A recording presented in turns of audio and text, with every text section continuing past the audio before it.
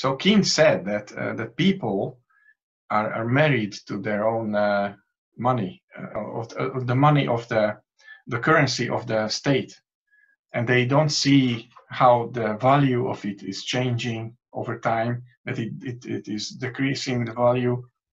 So they don't want to believe this.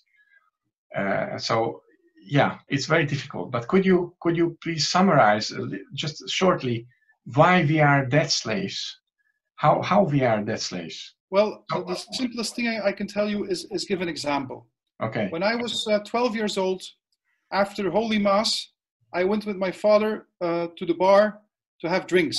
In Belgium, fathers teach their children to drink from an early age, because when you go out later, you don't want to be laughed at for being drunk too rapidly. Okay. And my uncle was there, and he was like about 30, and they offered him a drink. And he said, no, I cannot have a drink because I'm saving. Oh, what are you saving for? Well, I want to buy an Opel Kadett.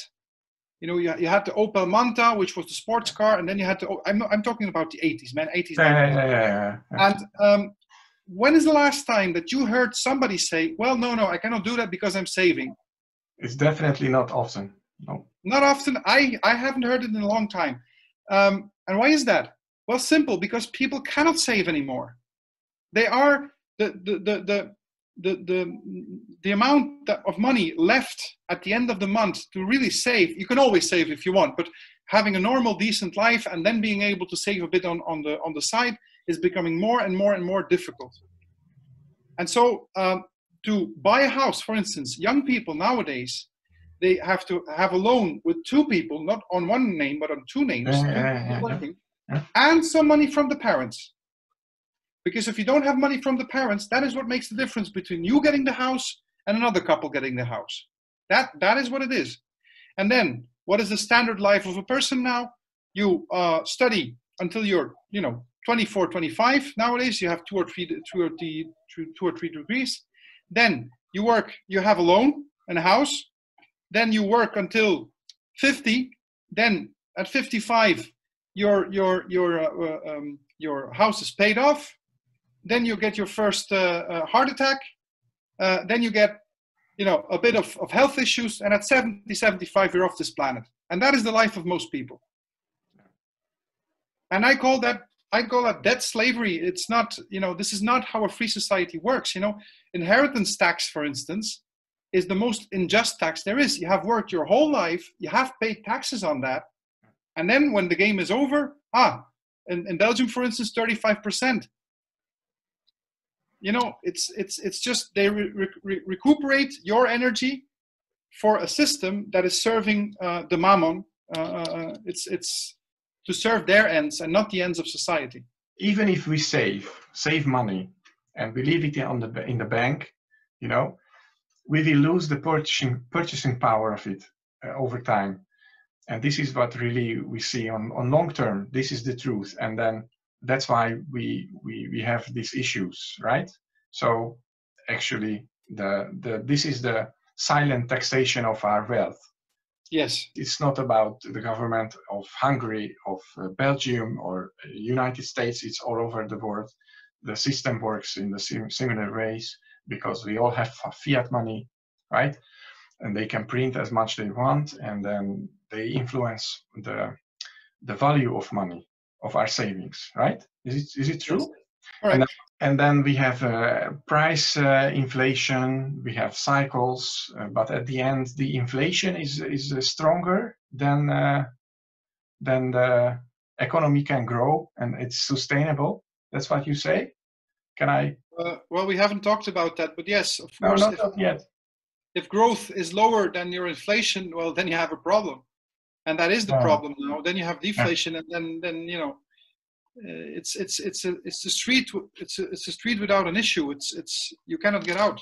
And they try to prevent deflation, and they inflate, but with that they destroy the economy and the businesses, and then at the end, and that causes deflation. And they have to then print even more.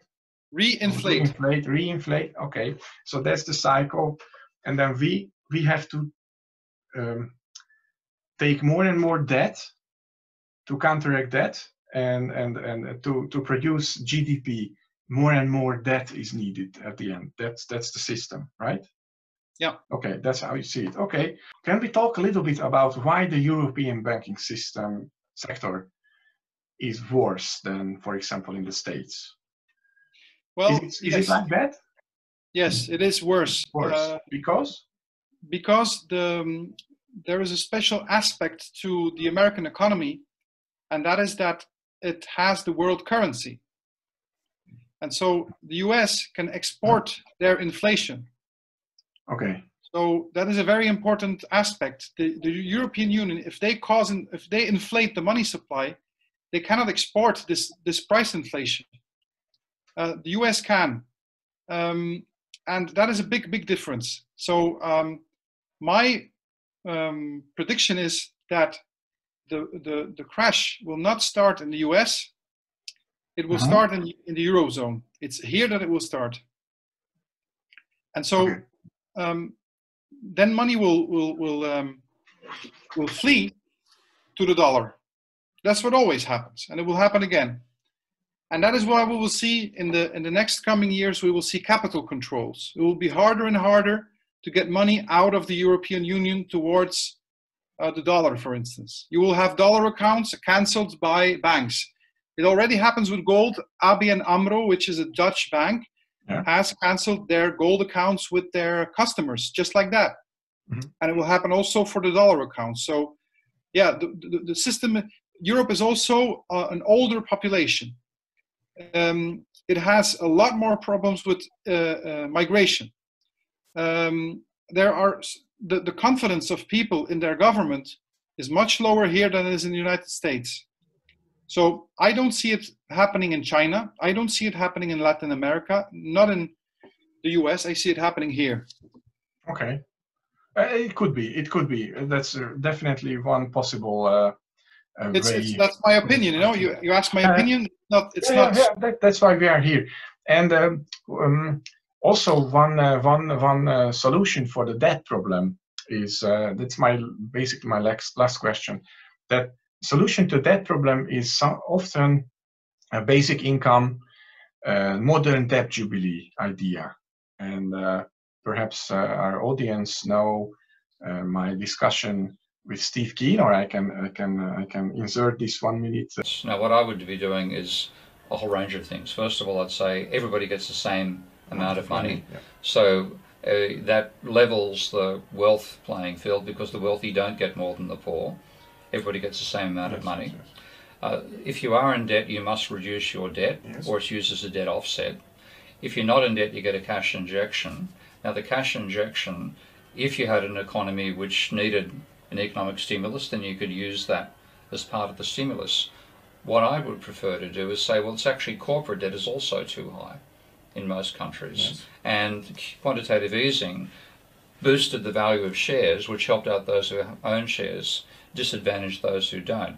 So I would say, anybody who doesn't have any household debt and gets this cash injection has to buy corporate shares, but those corporate shares have to be newly issued shares, not existing ones, and they have to be used to reduce corporate debt. What do you think about that? I think that is where we will end up. Okay. You can clearly see it happening because, you know, there's not only quantitative easing, there's also qualitative easing with an L. So I talked about Trichet, who started accepting, instead of AAA bonds, B bonds, and then C bonds, and now junk bonds even. Everything is okay to get new money. Well, the same thing you see happening with the interventions concerning the term. It used to be long-term interventions, and now shorter and shorter and shorter term. And the end of that process is indeed helicopter money. And it is happening right now in the States. They are not calling it that way, but what is happening? The Treasury has set up special purpose vehicles. Those are financed by the Fed, and that money is given to companies. Real helicopter money, in the end, is giving it to individuals. We're not there yet, but that then will be called universal basic income. You have to give it a name. You cannot say helicopter money, of course. But there is a Donald Duck No, it's not. It's Dagobert Duck. Have you seen it? It's like a child's cartoon, television story, and they have like a machine that doubles the money. Well, prices will double. It's, you know, you don't have to be a genius to see that this will not work. And the only thing that will happen is more and more slavery, and you know, people have to break free of it. And the only way to do it is have precious metals, and in the end, we will have to organize a tax revolt. So when they give lots and lots and lots of money to the people, it will also not work, because it will increase the prices. So you have bigger numbers in your wallet, but you will be not. You don't feel yourself more rich. Is Zimbabwe? This? It's Zimbabwe. Yeah. Okay. So this will destroy at the end the economy, because of what we also now discussed, and then this is the end phase. If I see that it's the end phase. Yes. Okay. Well, I think it's pessimistic, but you know, I think it's realistic, because we have been believing in fairy tales for too long, and waking up is, you know, every birth hurts. You know, if a lady has to give birth to a child, it hurts. Well, there's nothing that hurts more than the birth of truth. Yeah, you know, because you have to give up all these ideas. You know, all you have been indoctrinated with, you have to give it up. But in the end, the truth sets you free. Then you see really what can be done, because we haven't even talked about how we could then really organize society, which may be for a next video. But it's not. What I want to say, it's not pessimistic. I think it's realistic. Yeah, when I studied the economy and the past and the history, I could also see that when we print a lot of money and we provide this to the economy, and we say that this money has value, it never worked, because it doesn't have value. And the higher and higher numbers we see, it was in Sweden, Mongolia, I don't know, everywhere. Yeah, then it will not work. Okay, well. I hope I haven't left you too depressed now. Well, that's yeah. You talk well, I think, and it's a red pill. It's more a red pill. Yeah. So definitely, it is not what makes us happy, but at least it's more what the truth is, what the real processes are.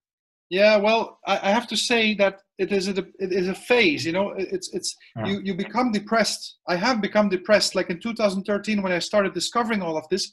But on the other side, you also discover what the truth then really is, and you discover a lot about yourself. And in the end product of that is real joy and real happiness. And I always stress that with my subscribers, the new subscribers, when I see them at our activities, I say, "How are you?" Well, it's very interesting, but you know, I'm so depressed. And say, "Oh, don't worry. Within a year, you will no longer be depressed. You will see truth clearly, and you will be happy, because now you are prepared." And other people think they are happy, but they feel deep down inside that something is rotten in the state of Denmark, and you really have to open up your eyes, and then happiness is at the end of the tunnel. You know.